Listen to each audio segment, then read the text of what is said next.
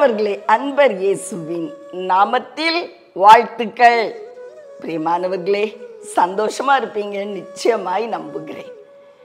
இன்றும் கூட பிலிப்பியருக்கு எழுதிய நிருபம் 3ஆம் அதிகாரம் 13ஆம் வசனத்தின் பீபாட்டும் 14வது வசனமும், பின்னானவைகளை மறந்து முன்னானவைகளை நாடி கிறிஸ்து இயேசுவுக்குள் தேவன் அழைத்த பரம அழைப்பின் பந்தய பொருளுக்காக இலக்கை நோக்கி தொடர்கிறேன்.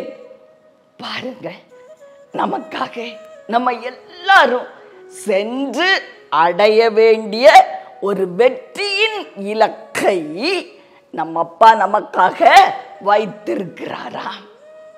எல்லாருக்கும் ஒரு வெற்றியின் இலக்கு தான் அவர் வைத்திருப்பார். தீமையான காரியத்தை நமக்காக குறித்து வைக்கிற அப்பா அல்ல நம்ம ஏசப்பா. பிரியமானவர்களே, அந்த வெற்றியின் இலக்கு அடைகிறதுக்கு ஒரு சின்ன ஒரு ஆலோசனை. என்ன ஆலோசனை? பின்னானவைகளை மறந்து முன்னானவைகளை நோக்கி ஓடணுமா? சில வீடுகள்ல பார்த்தா முன்னாடி நடந்த காரியத்தையே தான் பேசிட்டு இருப்பாங்க. பழைய காரியம், நீ அப்படி செய்த, நீ இப்படி செய்த.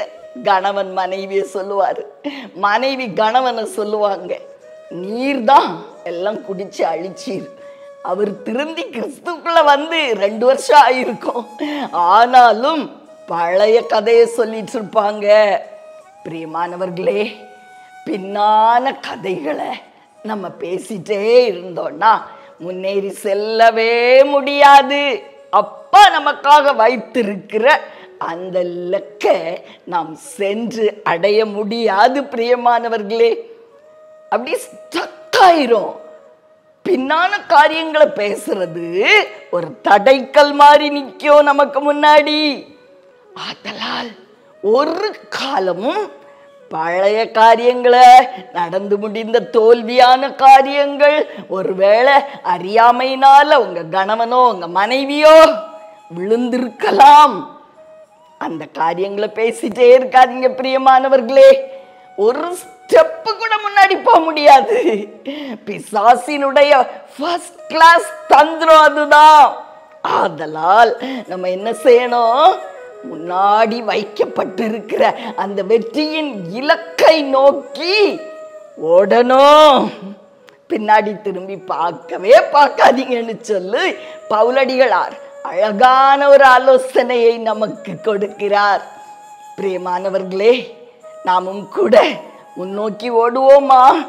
தடையெல்லாம் பார்க்காதீங்க, அப்பாவை மாத்திரம் பார்த்துட்டு ஓடும்போது தடைகள் எல்லாம் மாறி போகும்.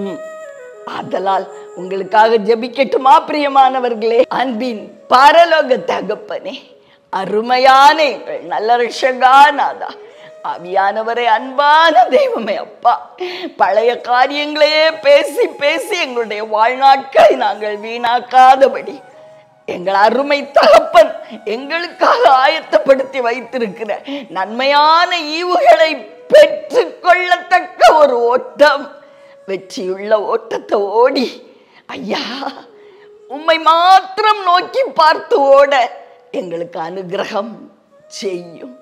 இயேசு கிறிஸ்துவின் இணையற்ற நாமத்தில் வெற்றியை எடுத்துக் கொள்கிறோம் ஐயா. வெற்றியின் வழிகளை கற்றுக் கொடுப்பதற்காய் நன்றி, நன்றி. இயேசுவின் நாமத்தில் பிதாவே.